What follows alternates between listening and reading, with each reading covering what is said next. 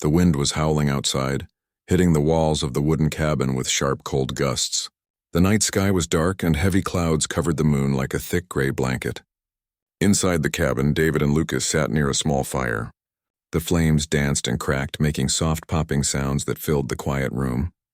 They had come to this cabin for a weekend trip. It was supposed to be peaceful, a little escape from the noise of city life. David had always loved the mountains. He liked the clean air, the smell of pine trees, and the quiet that wrapped around everything like a soft blanket. Lucas, on the other hand, wasn't much of an outdoors person, but he came along because David insisted it would be good for them to get away. The cabin was simple. There was one room, a fireplace, 2 wooden chairs, and a small table. A lantern hung from a rusty hook, casting a warm yellow glow. On the table were some playing cards, a flashlight, and 2 mugs of warm coffee. Everything felt still, like the world outside had gone silent except for the wind. Lucas leaned back in his chair and sighed. "You sure this was a good idea?" he asked, wrapping a blanket around his shoulders. David smiled. "Trust me. You'll thank me tomorrow morning when you see the sun rise through those trees." Lucas shook his head. "If we don't freeze first," they both laughed softly. But then in the middle of their laughter, something interrupted the quiet. It was a knock. A firm, sharp knock on the door. Lucas froze. David turned his head toward the door slowly. They hadn't expected anyone. The nearest town was almost 15 miles away, and no one else knew about their little cabin trip. Another knock came, this time louder. David stood up, feeling a small chill run down his spine that had nothing to do with the cold. Lucas whispered, "Who could that be at this hour?" "I don't know," David replied. He walked to the door, carefully placing his hand on the cold metal handle. He hesitated for a second, then slowly opened it. A young woman stood outside. She was soaked from head to toe, her dark hair clinging to her face and shoulders. The rain must have been pouring outside even harder than it sounded from inside. Her breathing was quick, as if she had run a long distance to get here. "Are you alone in here?" she asked in a steady but urgent voice. David and Lucas exchanged a confused glance. "Yes," David said slowly. "It's just us." She looked past him into the cabin, scanning the corners like she expected someone or something to be hiding. Then, without waiting for permission, she stepped inside. Lucas jumped up. "Hey, what's going on?" The woman didn't answer. She stood near the fire, shaking. Her clothes were dripping water onto the wooden floor, leaving small puddles behind. Then she began to untie the wet layers of fabric she wore. It wasn't done with any emotion other than desperation. She wasn't trying to impress anyone. She was trying to survive. Her hands trembled as she pulled the soaked dress away from her skin, layer after layer, until she was free of the heavy, cold fabric. David quickly grabbed a thick wool blanket from the chair and handed it to her. She wrapped it around herself tightly, finally letting out a shaky breath. Her lips were pale from the cold. "Sit down," David said gently. "You need to warm up." She sat near the fire, holding the blanket close like it was the only thing keeping her safe. The orange light of the flames made her face clearer. She looked young, maybe in her early 20s. Her eyes were sharp and alert, like someone who had seen or heard something frightening. Lucas still looked confused. "Who are you?" he asked. "What are you doing out here in the middle of the night?" The woman stared at the fire for a long moment before answering. "My name is Ayana," she said softly. Her voice was calm, but underneath it was a weight, a heaviness that made David feel uneasy. "I was walking to the ranger station." "Ranger station?" David repeated. "That's miles away. In this weather." Ayana nodded slowly. "I didn't have a choice." David knelt beside her. "Why were you out there? Are you hurt? Do you need help?" She shook her head. "I'm not hurt, but I needed to warn someone. I thought maybe there would be someone on the road, but then I saw this light." "Your cabin." Lucas rubbed his arms nervously. "Warn someone? About what?" Ayana looked toward the door like she expected someone to burst through it at any second. Her eyes flickered uneasy. She lowered her voice almost to a whisper. "Something's out there." The way she said it made the fire crackle louder in the silence that followed. David felt the hairs on the back of his neck stand up. "What do you mean, something?" he asked carefully. She didn't answer right away. Instead, she held her hands out toward the fire, watching the steam rise from her damp skin. "I saw a man," she finally said. "At first I thought he was a hiker, but then he started following me. Lucas leaned forward. Following you? Yes, she said. For miles. He didn't say a word. He just walked behind me. When I tried to change my path, he changed his too. He didn't even use a flashlight, but I could hear his footsteps in the dark. David felt a small chill run through him that wasn't from the cold anymore. The wind outside howled again, rattling the door like it was agreeing with her story. I ran when it started raining, she continued. I thought maybe I could lose him in the forest. But I kept hearing him. He was close. David glanced at Lucas, who looked more nervous by the second. So you came here to get away from him? She nodded. Yes, when I saw the light from your window, I ran as fast as I could. I asked if you were alone because I didn't want to walk into another danger. David took a deep breath. He didn't know what to say. On one hand, she looked exhausted and frightened.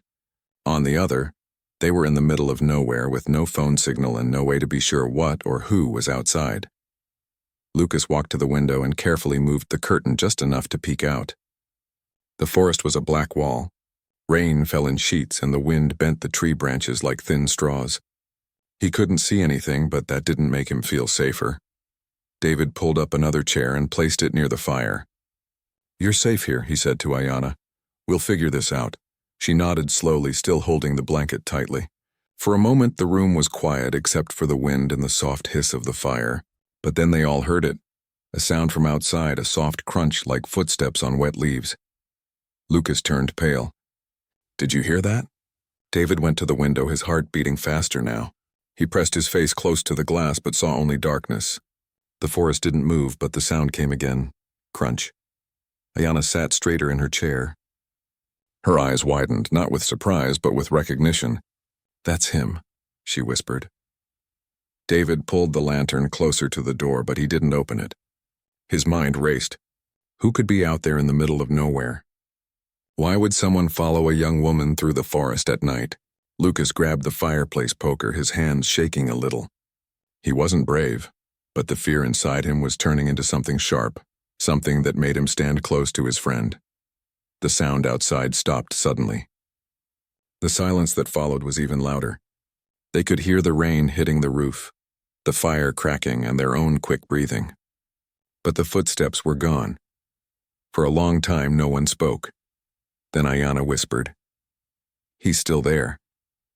I know he is, David didn't doubt her. Something about the way she said it made him believe her without question. He closed the curtains and added another log to the fire. The flames rose higher, pushing away the cold shadows in the corners of the cabin. Ayanna slowly started to calm down, but her eyes never left the door. David sat back down, but he kept glancing at the window. Lucas sat near the door, gripping the poker tightly like it was a sword. Outside, the storm raged on. Inside, 3 people sat in a small wooden cabin, listening, waiting, not knowing who or what was standing in the darkness just beyond the thin wooden walls. The night felt long, and none of them were sure how it would end. But one thing was certain now. The peaceful weekend trip was over. Something else had begun. Ayanna's arrival had changed everything. The night seemed endless. The sound of the wind outside grew louder, as if the forest itself was whispering. The fire in the small cabin kept burning, throwing warm light on their faces. But no one felt safe. Ayanna sat close to the fire, her hands still wrapped in the wool blanket. Her face had color again, but her eyes were still sharp, always moving toward the door whenever the wind shifted. David sat in the chair across from her, leaning forward, elbows on his knees. Lucas stayed near the window, peeking through the small gap in the curtain now and then. None of them spoke for a long time. Finally, Lucas whispered, Do you think he's still out there? Ayanna didn't hesitate. Yes, she said softly. I can feel it. David took a slow breath. He didn't want to believe it, but the silence outside was not normal. It wasn't the peaceful quiet of a forest at night. It was heavy, like something was waiting. He walked to the door and gently pressed his ear against the wood. The rain had softened, but drops still fell from the roof, making tiny sounds. He thought he heard something faint, like breathing. Or maybe it was the wind. He couldn't tell. Lucas looked tense. We should call someone. David turned back. There's no signal out here. You know that. Then what? Lucas asked. Just sit here and wait for morning? Ayanna lifted her head. That might be the only choice. If we go out there, We might not make it to the road. But if we stay together, he won't come in easily. Her words made Lucas swallow hard. David sat down beside her.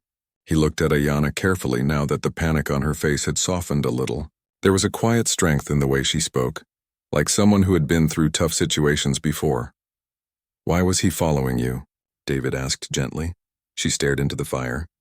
The flames reflected in her dark eyes, making them look almost golden. "I don't know," she said slowly. "I was walking toward the ranger station. I saw him near the old trail by the river. He didn't talk. He just stared, and then he followed." Lucas wrapped the blanket around himself tighter. "Why didn't you just run to the station?" "I tried," she answered. But the storm got worse. It was getting dark. The forest was turning to shadows. "I didn't want to get lost. And then I saw the light from your cabin." David nodded slowly. He didn't want to imagine her walking alone through the forest in that weather. Outside, a branch snapped. All three of them froze. Lucas dropped the curtain and stepped back. David stood up again. Ayanna didn't move. Her hands tightened around the blanket, but her face stayed calm. David whispered, "He's still out there." Another sound followed. A slow, dragging noise across the porch. It wasn't the sound of fast footsteps anymore. It was careful, quiet, as if whoever was out there knew they were listening. Lucas grabbed the flashlight from the table. His hands shook a little, but he switched it on. The bright light cut through the dim cabin like a blade. David walked slowly to the door. He didn't open it, but shone the flashlight through the small crack near the hinge. The porch was empty, but there was a shape in the darkness just beyond the trees. A faint outline, a person, standing still, watching. David's heart began to beat faster. He stepped back. "Someone's there," he whispered. Lucas's breath caught. "What's he doing?" "Nothing," David said, "just standing." The shape didn't move. It didn't come closer. It didn't walk away. It just stayed in the same spot, like a shadow stitched into the night. Ayanna stood up slowly. "That's what he did to me," she said. "He followed me. But he never ran. He just stayed behind me, like he was waiting for something." David put the flashlight on the table, not wanting to waste the batteries. "We'll wait it out," he said firmly. "He won't come in here." The three of them sat together near the fire. Lucas tried to keep himself busy by adding more wood to the flames. Ayanna kept her eyes on the window. David sat quietly, listening to every sound outside. Time moved slowly. Minutes felt like hours. Every gust of wind made them jump a little, but the figure outside didn't move. Then, just before midnight, something changed. The wind died down. The rain stopped. The forest became completely silent. Not even the usual night insects made a sound. Lucas whispered, "It's too quiet." David nodded. Quiet was worse than noise. Noise meant life. Quiet meant something else. Ayanna stepped closer to the window. She moved the curtain slightly and froze. "He's gone," she whispered. David rushed to her side and looked out. The figure that had been standing in the shadows was gone. The space under the trees was empty. Lucas whispered, "Maybe he left." "No," Ayanna said softly. "He's closer now." David and Lucas exchanged nervous looks. Ayanna's voice wasn't shaky. She was sure. She could feel it, and somehow they believed her. Then came a new sound, a soft creak from the back of the cabin. Not the front porch. The back. David turned quickly. "He's behind the house." Lucas grabbed the flashlight again. "What are we supposed to do?" David thought quickly. "There's no back door. Just that old window. He can't get in easily." Ayanna took a deep breath. "He's not trying to get in." "Not yet." David didn't ask how she knew. He just moved quietly to the back wall and listened. The creak came again. Slow, deliberate, like someone brushing their hand against the wooden wall. Lucas whispered, "This is insane." Ayanna sat back down near the fire, but she didn't look scared anymore. She looked thoughtful. "I've heard stories like this," she said softly. David turned to her. "What kind of stories?" "Stories from my grandmother," she said. She said sometimes the forest tests people. It sends something to remind us that the wild doesn't belong to us. Lucas frowned. "Are you saying this is, what, a ghost?" She shook her head. "I don't know what he is, but he's not just some stranger." David didn't know what to believe anymore. All he knew was that someone or something was out there. And they were trapped inside. Hours passed slowly. The three of them fought to stay awake, afraid of what might happen if they fell asleep. At some point, David saw Ayanna close her eyes and start whispering something in a language he didn't understand. It sounded soft and steady, like a prayer. The air in the cabin grew heavier, but the sounds outside faded. The creaking stopped. The footsteps stopped. The forest once again became silent. But this time it felt different. Not dangerous. Just still. Lucas checked the clock on the wall. It was nearly dawn. A faint gray light touched the edges of the curtains. David slowly opened the front door. Cold air rushed in, but the night had changed. The figure in the forest was gone. The trees stood quietly, wet from the storm, their branches heavy with rain. The three of them stepped outside together. Mud covered the porch, and there in the soft earth they saw footprints. Not just one set, two. One set was Ayanna's, light and fast. The other was larger, slower. It stopped just at the edge of the porch and then turned back toward the forest. Whoever or whatever had been there had chosen to leave. Ayanna stood quietly, staring at the footprints. Her face softened like she understood something David and Lucas didn't. David finally asked, "Do you know why he left?" She turned to him slowly. "Because he wasn't here for you," she said. "He was here for me, but I didn't run this time." Her words hung in the cool morning air. The forest seemed calm now. Birds slowly began to sing again as the sun climbed higher. They returned to the cabin. Lucas sat down exhausted but relieved. "I never want to come back here," he said with a weak laugh. David smiled tiredly. "I don't blame you." Ayanna stood near the door, looking at the trees one last time. She pulled the blanket tighter around herself and whispered something softly, like a farewell.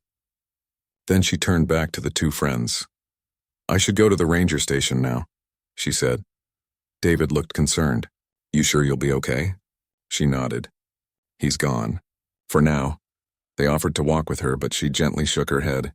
"This is my path," she said. "Thank you for letting me in." David and Lucas watched her walk down the muddy path, her figure growing smaller until the forest swallowed her. The sun rose fully, painting the trees gold. The storm was gone. The cabin stood quiet, but nothing felt the same as it had the night before. David looked at Lucas. "We'll never forget this, will we?" Lucas shook his head. "Not in a million years." David stepped outside one last time and stared at the footprints near the porch. He didn't know who the man was. Maybe no one ever would. But he knew the feeling in his chest wasn't fear anymore. It was respect. For the night, for the forest, and for the stranger who had disappeared into it. Inside, the fire finally went out. But the memory of that long, cold night would stay with them forever.